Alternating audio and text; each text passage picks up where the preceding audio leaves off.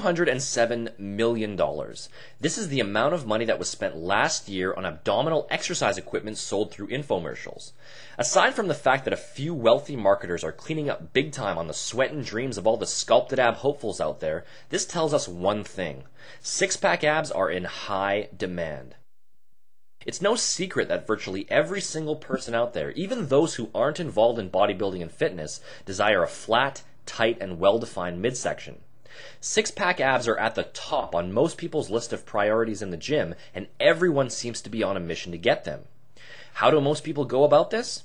They perform endless sets of sit-ups and crunches, training their abs 3, 4, or even more times in the gym per week, slaving away on sets of 50 to 100 reps or more. They pop back their thermogenic fat loss pills, and then they wait for the results to come. Unfortunately, for the vast majority of trainees, those results never show up in any significant form.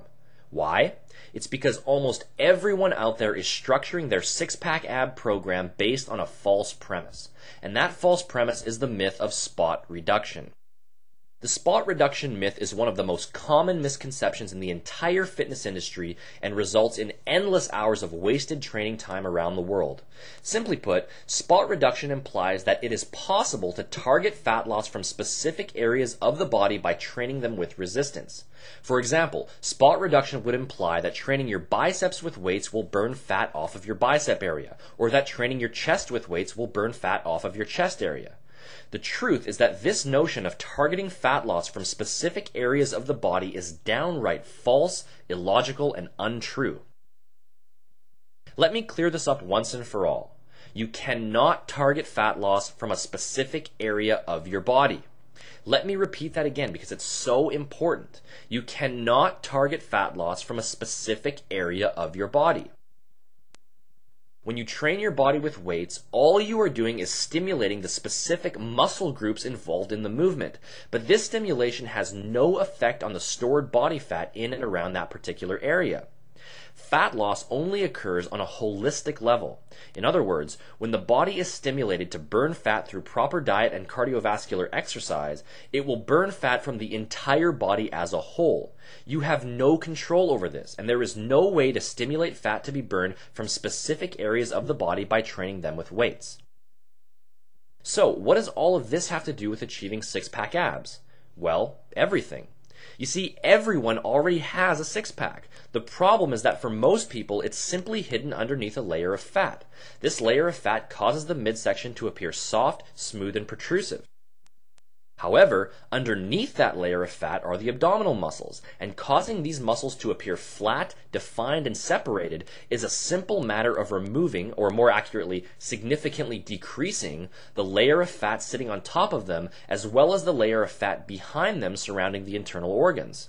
The layer of fat lying on top is known as subcutaneous fat, that is, the fat directly underneath the skin, and the layer of fat behind them is known as visceral fat, that is, the fat that surrounds the internal organs. Now, since spot reduction is flat out impossible, and since there is no way to specifically target abdominal fat through exercise, we can conclude that carving out six-pack abs has very little to do with the specific ab exercises that you perform. Rather, achieving a set of flat, sculpted, and defined six-pack abs is for the most part a simple product of your bottom line body fat percentage. If you're following a sensible weight training and cardio routine and a proper fat loss diet that focuses on burning fat from your entire body, flat and defined abdominals are just one of the many things that come with it. On the other hand, if your overall body fat levels are too high, no amount of abdominal exercise in the world can save you, and until your overall body fat percentage is low enough, those six-pack abs you desire will continue to be out of reach. The bottom line? Any program that claims to deliver six-pack abs is essentially a fat loss program, because the only surefire way to sculpt out the impressive abdominals you're after is to gradually lose fat from your entire body. As you lose fat from your entire body, your stomach will continue to flatten out, and the layer of fat underneath the skin will continue to melt away, revealing those impressive abdominals that were there all along but simply couldn't be seen. Now, this isn't to say that specific abdominal training isn't needed, as it is certainly still part of a complete weight training program. Here are 5 quick tips for implementing proper abdominal training into your routine. Number 1, train your abs directly 1 to 2 times per week. The abs need time to recover and grow just like all other muscle groups, and because they are stimulated indirectly on virtually every exercise you perform in the gym, they don't require a lot of direct work. Number 2, perform each set using a rep range of about 8 to 15. You would never train your chest or your biceps using 50 to 100 reps, so why train your abs that way?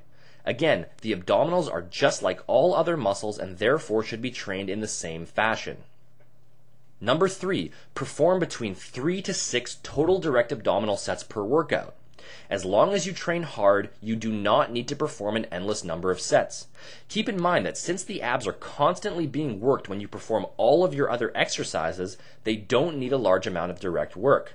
I don't see any reason at all why anyone would need to perform more than 6 direct sets for their abdominals per workout. Number 4, focus on basic, straightforward exercises. You don't need any fancy workout gadgets or revolutionary techniques to get an optimal abdominal workout. Stick to basic, straightforward movements such as weighted crunches, rope crunches, Swiss ball crunches, weighted leg raises, hanging leg raises, and Swiss ball leg raises in order to get the best results. And number 5, train with a high level of intensity.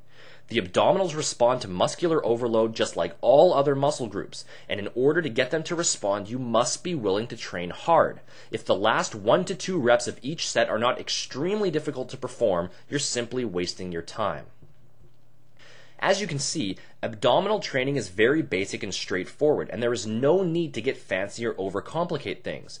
Training your abs is certainly important, but it simply needs to be understood that direct abdominal training is merely being used to develop the abdominal muscles, and is not helping you to burn off the fat stores in and around your midsection, which is by far the most important overall factor. If you want to learn all of the details behind structuring the absolute most effective and efficient fat burning program possible, just click the link in the description box to visit my personal website. There you can sign up for my free online fat burning email course entitled 6 Critical Keys to Rapid Fat Loss Revealed, where I uncover all kinds of useful training, nutrition, and supplementation techniques that will help you melt off body fat and achieve a lean, impressive body as quickly as possible. You'll also gain instant download access to the first 2 chapters of my hugely popular fat loss ebook, The Truth About Burning Fat, which is a complete step-by-step guide to losing body fat and defining your muscles without fad diets or bogus supplements of any kind. Go ahead and click the link in the description box, and I'll see you next time.